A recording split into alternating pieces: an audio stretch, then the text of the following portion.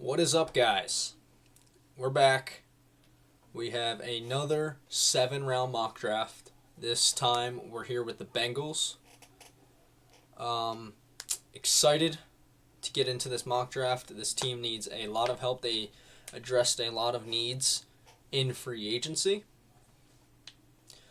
Looking at the draft picks and the team needs, as we can see here, we need a defensive tackle, a corner, a safety, a linebacker, and a tight end. Looking at the depth chart, quarterback, off the table, we're fine. I think down late in the draft, we are going to need to find some young running back depth. Potentially a wide receiver 3. We need a future at tight end. Potentially a future at left tackle. I think we are fine with left guard. We need to find a center and a right guard going forward. And I think we are fine with where we're at right now at right tackle. Looking at the defense, the Bengals spent big time money this offseason on defensive players. Boye Mafe, Jonathan Allen, Brian Cook.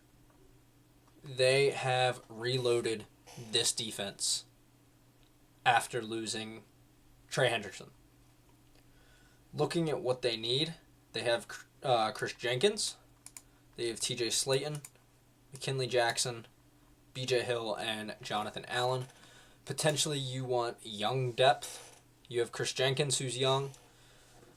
Maybe you want to bring in another young defensive tackle. I think you need a defensive end who can compete with Myles Murphy and Isaiah Foskey. You also have Shamar Stewart, who should be taking the starting reps at right defensive end with Boye Mafe, but could potentially just be a guy who is going to play hopefully every down for them, or rotate in with Boye Mafe. Who knows? Looking at the linebacker core, Demetrius Knight, Barrett Carter were both drafted last year. Maybe you look for another linebacker to add to that room. And looking at the DB room, Dax Hill, DJ Turner. You're doing decent at corner. You have depth in Newton, DJ Ivy, and Dax Hill.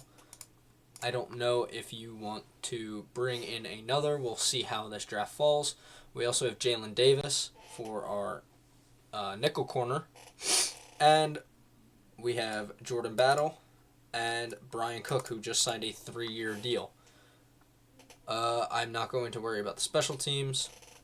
Looking at the draft, we have 8 draft picks in this draft, including 1 top 10 pick and 2 7th-round picks, 1 that we got from the Cowboys, which I believe is 226, for Logan Wilson.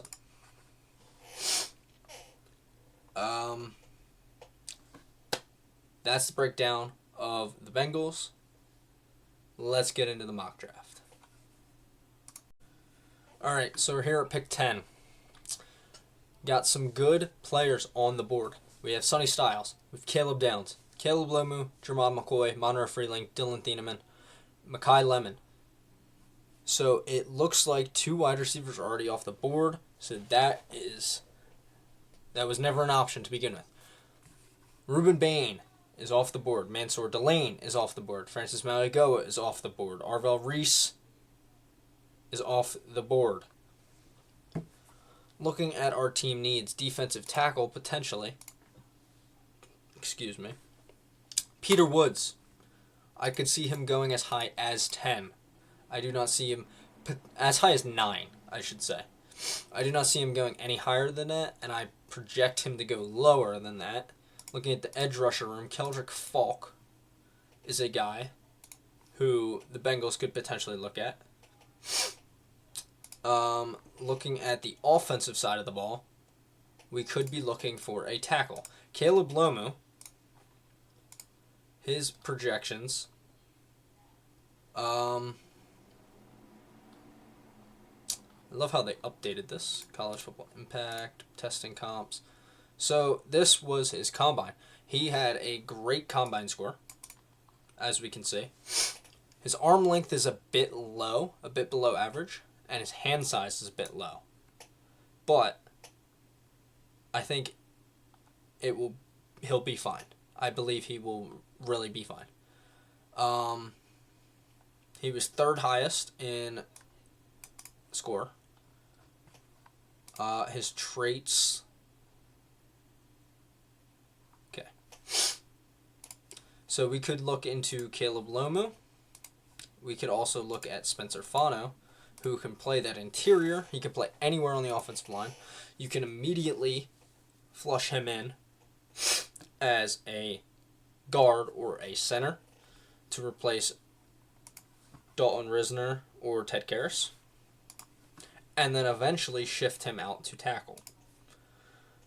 Also looking at the guards, Vega Ione, potentially. Looking at the overall board, I don't want to go Caleb Downs. I've gone Caleb Downs a lot in these mock drafts to the Bengals. I think it's a very popular pick, but at the same time, I don't think with them signing Brian Cook that they go this route. Sonny Styles. McCoy.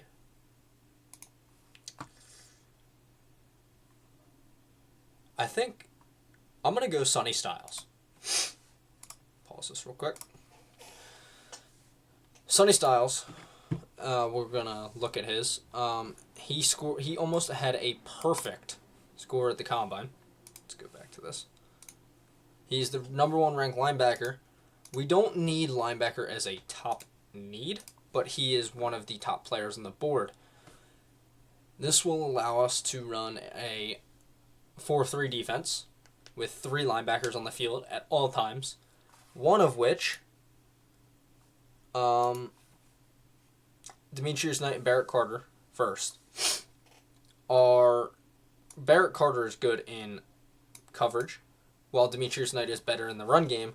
Sonny Styles is also better in the run game as we go forward. Looking at Sonny Styles, let's see if they have it on here for his... No, this is his overview, his traits. His coverage is not... I would not say it's this high, his coverage. His tackling is incredible. And his processing of the game is insane. I think him being this big at 6'5" is potentially an issue. Or 6'4". 6'4". Could potentially be an issue having a big linebacker like that. But he's overall a game wrecker, a game changer. This dude will wreck games. He could play anywhere on the field. He can play off ball, he can play on ball. There is potential of him playing down as an edge rusher in certain sets. He can play back as a safety. He used to play safety. So this guy can be anywhere on the field at any time. And that is something the Bengals defense, as they're reloading this offseason, this defense, that they should be looking for. All right, here at pick 41. Top players on the board: Brandon Sisse, C.J. Allen, Christian Miller, T.J. Parker, D'Angelo Pons, Jacob Rodriguez. We already got a linebacker. Linebackers out of the mix. I am honestly going to look potentially at Christian Miller. First off, let me check the offensive line. I do not like anything at tackle. And I definitely do not like anything yet at guard or center. Corner: Brandon Sisse and Chris Johnson are 2 guys I am very high on. And edge rusher: could definitely look at T.J. Parker here. Or Zion Young.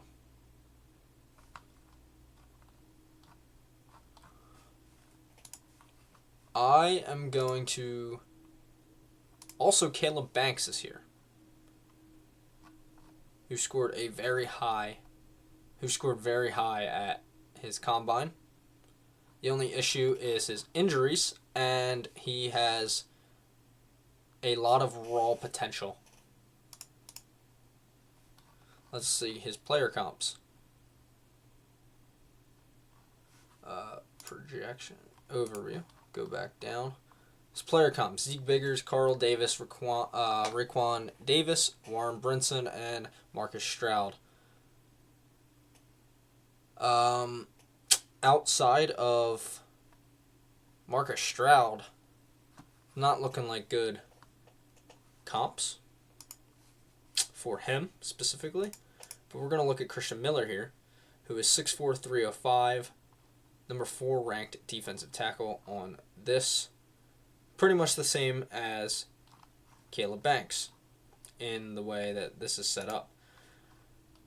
I think he is very good in the run game compared to the pass game. His flexibility is very bad.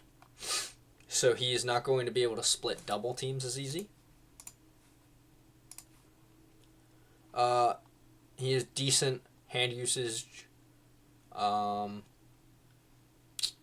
Size score is very good. Explosiveness is very good. He has extreme power. He is going to be a run stopper. A very good run stopper, as we have seen on his tape. Also looking at corner, Brandon Sisse out of South Carolina.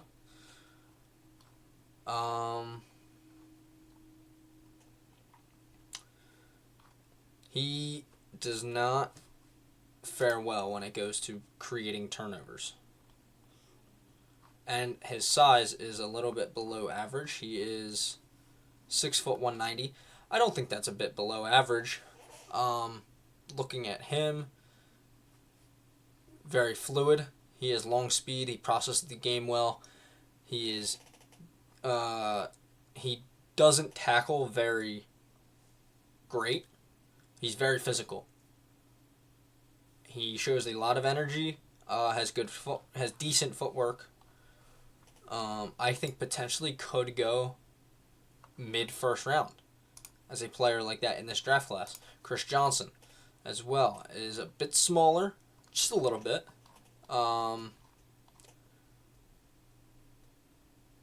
Caleb Ransom. Stephon Gilmore as a potential player comp, because his processing is so good. He's very good. I don't want to take Chris Johnson because I took him for the Falcons one. I'm going to take... I think we're going to get younger on the defensive tackle room, because that is a very old defensive tackle room. Christian Miller will help with the run game.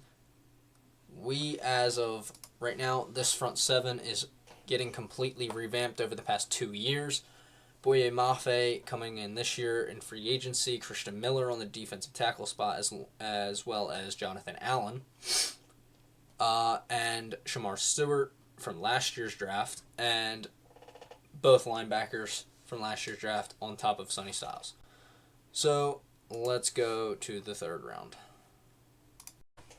All right, here, as we get to pick 72 here, we have received a trade offer from the New Orleans Saints.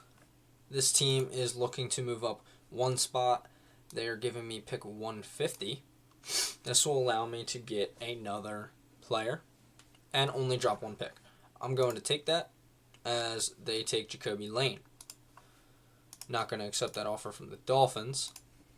Now we gain an extra pick. We have 7 picks left. Pick 73 here. Looking at the board. Mike Washington Jr. is still here. That is a very intriguing pick. He scored a perfect score. Now, he only ran at the combine. He did not do any other things. So, to score that high was not insane compared to other players.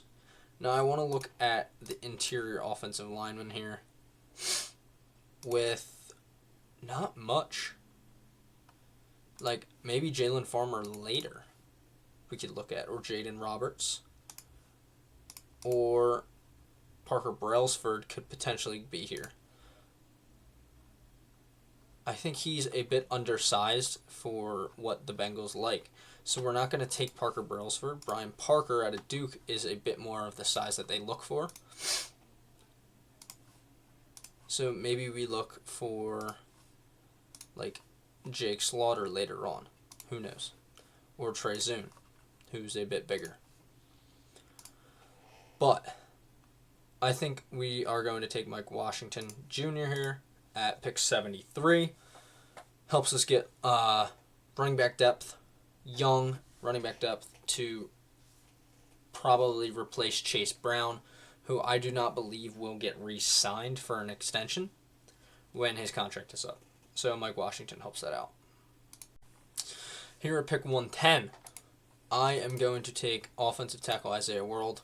He brings decent ability to be a future guy. He needs to work on his hand placement, his balance, and overall just his technique. I think his overall size is great. He is 6'8" and would be a perfect replacement for Orlando Brown at a future date, who is the same size. Going back to this, at his traits, he is not very good at balance, his footwork, and his hand usage. So I think that is a big thing that he needs to work on. Moving on to pick 150. I've seen how the board falls, and I will be taking guard Jalen Farmer out of Kentucky. He is 6'5", 318. Did not have a amazing combine. He did pretty well for himself. He has good size. Ran a great 40 time. But I care more about his 10-yard split. That is a great 10-yard split for him. His hand size is not great, but his arm length is amazing. He did very well at the Senior Bowl. And overall traits, why is this not? There we go. He needs to work on his hand usage just as the same as Isaiah World does. Jalen Farmer needs to do the exact same thing. So that is something the Bengals will have to focus on moving forward. Seeing how the board falls, I see a guy like Dalen Everett had a great combine, great 40 time. Let's go to his testing. He ran a 4.38 40. He has all the measurables. Went to a big-time college at Georgia. Was successful there as an outside corner. And that is something the Bengals like, having a big-time program, especially in the SEC. The Bengals love those type of players. So I'm going to go Dalen Everett here. Here at pick 199, 10 picks later, we just took Dalen Everett. Now we're going to take Marlon Klein, another guy at a big-time school. He ran a 4.6 out of college, or at the combine. He's 6'6" as well. He's a little bit undersized weight-wise, and his hand size is a bit low. I kind of see him as just a rotational guy with Drew Sample and Eric All. So overall, I think that would be a good pick for the Bengals at 199. Here at pick 221, we are going to get a guy in Deshaun Stribling. Very good size and had a very good combine. Ran a 4.36, had a 10.7 broad jump. And he is going to be a jump ball receiver.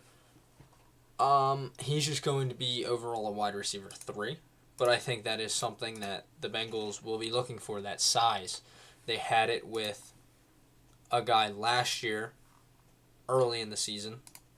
I apologize, I forget his name. But he is very similar to that, just a lot faster. 5 picks later, we're here at pick 226. I'm looking at the board, and I honestly do not mind bringing in a backup quarterback for the future. Looking at this roster, they have Josh Johnson and Sean Clifford. No guy on a long-term contract. We could bring in a guy like Luke Altmaier, but I'm looking at a guy in Joey Aguilar. Has an absolute gun of an arm. Has decent size. But his arm strength is what is intriguing me. He's not going to be the greatest athlete in the world.